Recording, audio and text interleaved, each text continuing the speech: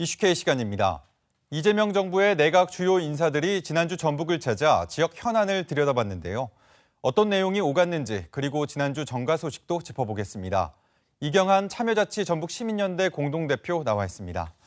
어서 오세요. 네, 안녕하십니까? 네, 김민석 국무총리가 지난주 취임 이후 처음 전북을 찾았습니다. 어떤 성과가 있었습니까? 네, 아무래도 이제 국무총리가 처음 전북을 방문했기 때문에 기대 성과에 대해서 관심도 많았지 않았나 싶긴 합니다. 네. 근데 새만금을 방문해서 이제 새만금의 세계적인 재생에너지 허브로 만들어 보겠다, 이런 얘기도 있었고요. 또 김의겸 새만금 청장으로부터 기본계획 재수립에 관한 현황 보고도 받았습니다. 여기에서 이제 그 김민석 총리는 태양광을 포함해서 총 6기가와트의 그 재생에너지 규모로 사업이 추진 없이 됐으면 좋겠다, 이런 얘기를 했고요. 아마도 새만금이 이제 국민 기대에 부응하기 위해서 자연과 개발의 조화를 이룰 수 있는 귀한 경험치가 됐으면 좋겠다라는 얘기였습니다. 그 새만금이 이제 재생에너지의 허브가 되는 길, 여기에 전북이 한번 열심히 나서주면 좋겠다라는 생각이고요. 전북은 여기서 이제 그러면 재생에너지를 통해서 이제 에너지 대전환 시대의 어쨌든 중심 지역으로서 새만금이 발돋움할 수 있는 기회를 얻지 않았냐 싶기도 하고요.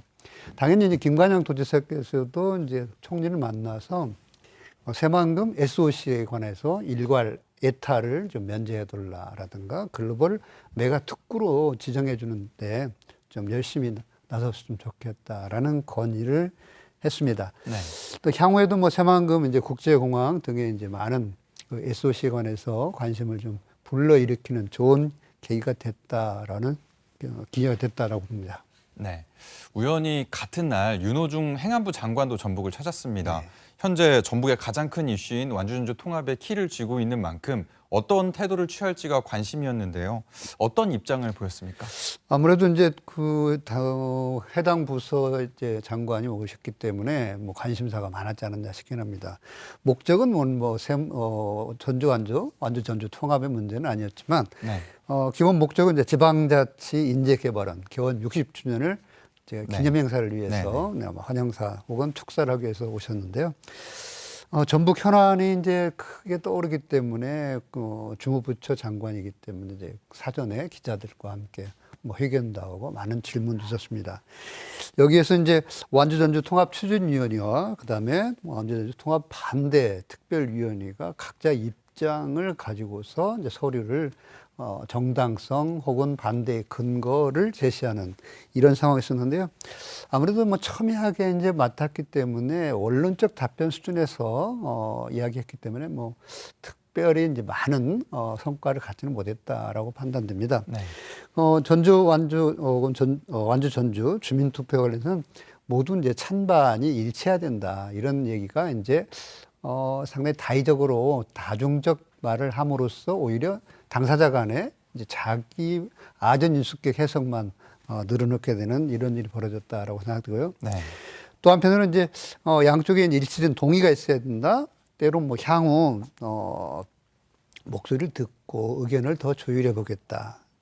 때로는 육자 회담 같은 제안이 있었는데 합의가 된다면 그 합의에 회의에 임해보겠다, 이런 정도. 아마 한 발짝 좀 떨어져서 아직도 이제 갈등 상황이 크기 때문에 조정 국면이 된 후에 입지를 발표하지 않겠나, 이렇게 예측해 봅니다. 네.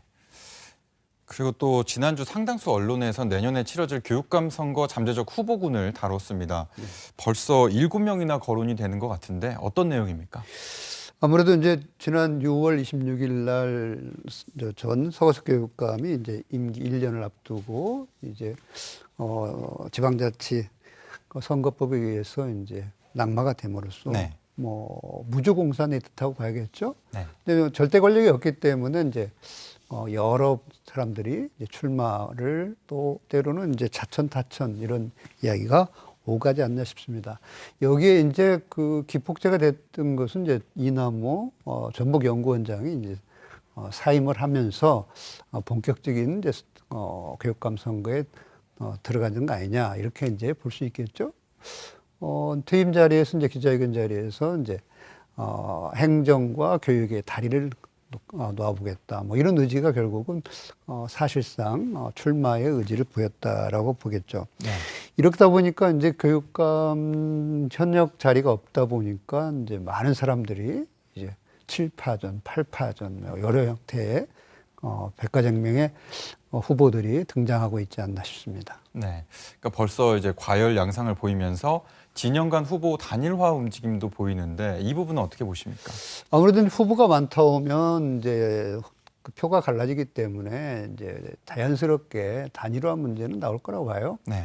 단일화 이제 하는 이유는 이제 컨벤션 효과죠.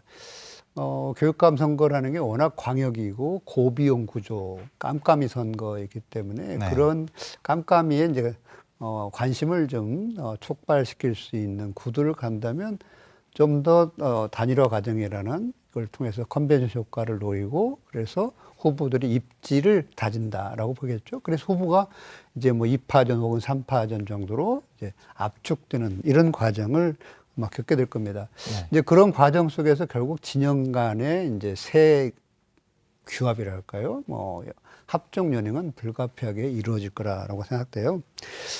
지금 봐서는 이제 중도 진보 혹은 진보 이런 진영들이 뭐 대세적 그 진영이 아닌가라고 판단됩니다. 네. 대략 이제 진보 진영이라고 한다면 이제 과거 이제 학생 인권 때로는 이제 교육 혁신 등을 주도했던 그 진영들이 이야기하는 걸 거고요. 또 하나는 이제 중도 진보 정도는 현재 많이 논란이 되고 있는 교사의 인권 혹은 교권의 문제, 기초학력 이런 걸 중심으로 해서 자기 진영들을 세를 규합하려는 이런 측면들이 이제 한 진영으로 모이지 않겠나. 이렇게 하면 자연스럽게 뭐 진영 간 대결 그리고 그걸 위해서 후보 간 연대 그리고 후보 단일화 이런 과정이 자연스럽게 이루어질 거라고 봅니다. 네. 마지막으로 지방의회 관련 소식도 짚어보죠. 전북 일부 지방의회에서 의원들의 소송 비용을 지원하는 조례를 만들어 논란입니다. 어떤 점이 문제가 되는 겁니까? 지난달 26일 날 군산시의회가 이제 의원 의정활동 소송 비용 지원에 관한 조례를 만장일치 가결했어요. 네. 이미 이제 군산 포함해서 전북에는 전북도 의회를 통해서 7개의 의회가 이제 조례를 통과시켰습니다. 대략 기본적인 내용들은 뭐냐면 시 도의원들이 의정 활동을 하면서 법적 분쟁이 벌어질 수 있는데 그 분쟁의 비용에 소송 비용을 좀 시, 군, 도에서 좀 지원해 줬으면 좋겠다. 이런 난이게 되겠죠. 대략 형사소송은 700만 원, 민사소송은 400만 원, 최대 뭐 2,100만 원까지 지원 조례고요. 변호사 수임료, 인지대, 송달료, 증인, 여비 이런 부대 비용까지 포함되어 있어서 네. 상당한 특혜라는 비판의 소지가 있죠. 물론 이제 법적 분쟁에서 자유로워야 의정 활동을 더 열심히 해서 도민과 그리고 시군민에게 도움을 줄 수 있다. 이런 순기능도 있습니다만 결국 셀프 조례 아니냐 이런 비판은 뭐 벗어날 수 없다고 봅니다. 자신들의 이익을 위해서 결국 조례라는 입법기구를 형성해서 결국 이익을 취하는 이런 문제가 있고요. 또 하나는 이제 상위법 문제도 있습니다. 지방자치법 제40조에 보면 의원들의 도움을 줄 수 있는 의정활동비라는 게 있습니다. 이 의정활동비에 이제 소송비는 들어있지 않거든요. 예를 들어서 뭐 여비라든지 활동비라든지 이런 건 들어있지만 소송비는 들어있지 않기 때문에 이제 상위법에 모순되는 이런 문제점도 충분히 있다.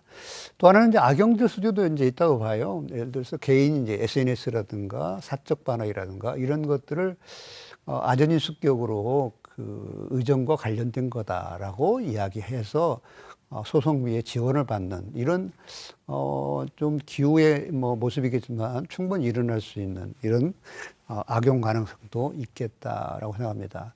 어쨌든 이런 조례들은 이제 전체적으로 평가해 본다면은 의원의 이제 법적인 책임을 면하고 그 다음에 자기 이익을 위한 지나친 셀프 조례다라는 비판은 불가피하다고 봅니다.